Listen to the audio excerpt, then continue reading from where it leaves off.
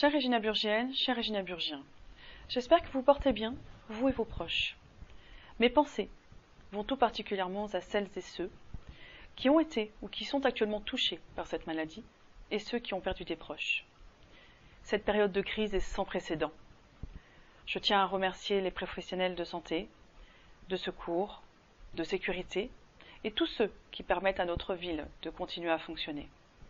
La mobilisation de tous est indispensable. Aujourd'hui, le maire annonce une prise en charge du loyer du mois d'avril pour les commerces fermés, alors même que les contours de cette décision ne sont pas connus des élus du territoire. Cette décision n'a pas fait l'objet d'une délibération. Cette décision solidaire est certes la bienvenue. Mais qu'en est-il de ceux qui ont pris le risque d'ouvrir leur commerce pour satisfaire les habitants, en sachant que tous les commerçants n'ont pas les mêmes contraintes, notamment en termes de stock, de produits saisonniers ou périssables. Rien n'est prévu pour les professions libérales, les auto-entrepreneurs et les artisans par la ville et le territoire, qui eux aussi ont des contraintes de loyer et des contraintes financières, tout comme les salariés qui ont été mis au chômage partiel, qui eux aussi ont subi des pertes de revenus importantes.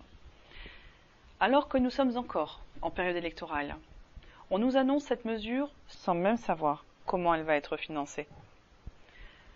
Ce choix nous prive-t-il d'un financement de projets futurs? Allons-nous avoir une augmentation d'impôts?